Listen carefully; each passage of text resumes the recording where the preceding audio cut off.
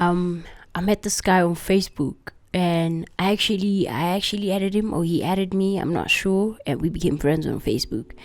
And what I liked about him, it was his music, like his music knowledge and how he saw the world. And I also liked the fact that he was very humble, and he was actually, I think he was studying in multimedia.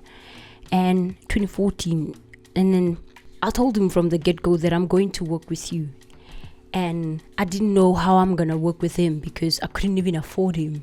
I kept on asking him, how much is your beat? Because that time I think I was still a poet, a writer, still like doing these raps and just acting. That was 2014, and I didn't really know much about like shooting. And I liked this guy. He was amazing, not like romantically, but 2014. And then I went back home because I was in Mafikeng. I went home, and then I was like, what can I do? That time I was studying psychology, and I decided to volunteer at Love Life, and then I became a groundbreaker for media, and then from media groundbreaker, I became a groundbreaker trainer. That was like 2015. I was a groundbreakers trainer, I think, maybe. I was training like filmmaking in terms of documentary, in their own format. 2017, 2017, I was working at FAMSA as a counselor there. And then I was counseling, I think, no, what was I doing? I can't remember. I think I was doing admin work. My former teacher was actually a boss there, and she recommended Umuzi. That's when I went to Umuzi, and 2017. And then I was doing advertising in multimedia at Umuzi. Because 2016, I spent the whole year actually at home. I was doing doing photos, and people used to laugh at me for doing these videos and photos about like documentary style. They were like, no one is going to buy this photo of this kid and stuff. I used to be a laughing joke, the laughing stock at home. So anyway, fast forward 2017 at Umuzi. 2016,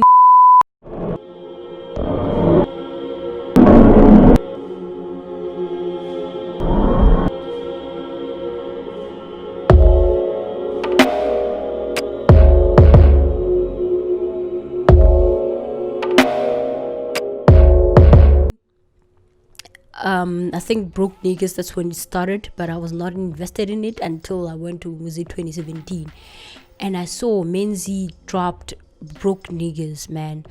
I think I discovered Broke Niggaz through Bohlale. Was like the guy who was also working with Menzi in that vlog, and I liked how that vlog was, because I'm more into documentaries and how people document everyday lives, so pure and like storytelling, and it was great. And Menzi, I was like, oh shit, I'm gonna do this, man. I want to do this because I was so moved by that.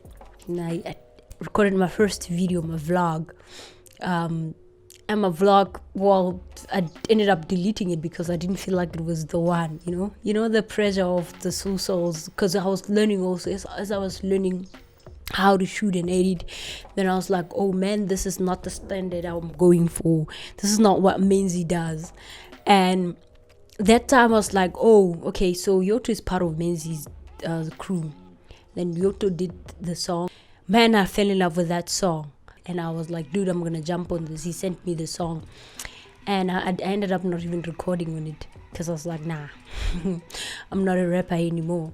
And I kept on saying, I'm gonna work with you, Yoto, I'm gonna work with you. And he was like so open to me, so welcoming, so humble, and that's what inspired me.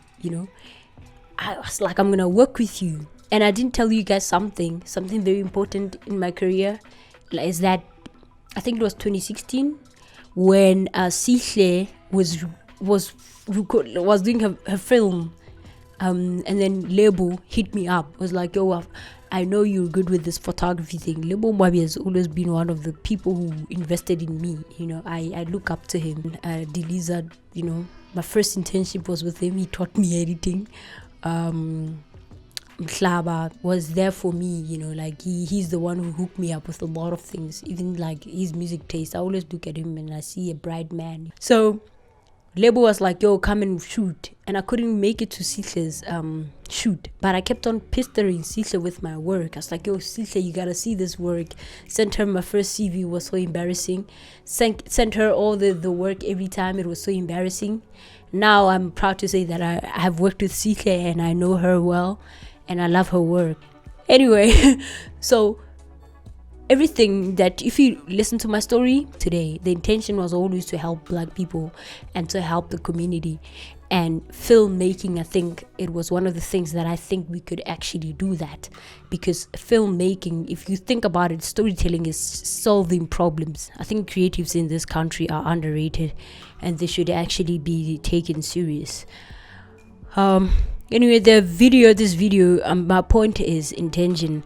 My intention is always to work with Yoto, and I did, because he could see the intention and the amount of work I was putting in every time. Intentional living to me, I'm not trying to say that, I'm not trying to be more theoretical and be philosophical and all that, because I know Buddhism and essentialism and minimalism, they teach they more into intentional living, which are things that, or philosophies that actually inspires me as a person and made me a better person. Why is it that I always have the name intentional living in my vlogs? That's just that. It's making things with an intention.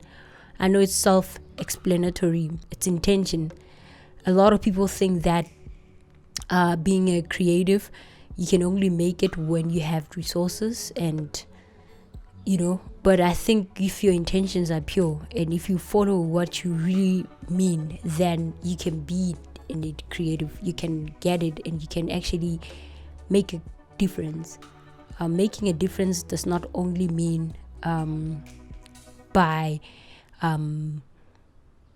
supporting someone financially. It can be you actually giving someone your time. And 130 subscribers might sound like it's a little people, but to me it's a lot of people, because it means that someone is listening. I started with like only 4 people that were like listening to me, while the whole community of creatives at home was laughing at me, saying, these photos, oh man. But my grandmother buying me my first camera, which is the camera that I shot DJ Mahuta with. That was 2015. Fast forward 2019, I traveled with them shooting the tour, and he wouldn't even know that I shot him 2015, because what I'm trying to say is that the intention, if it's pure, then everything will come together. That's the universe.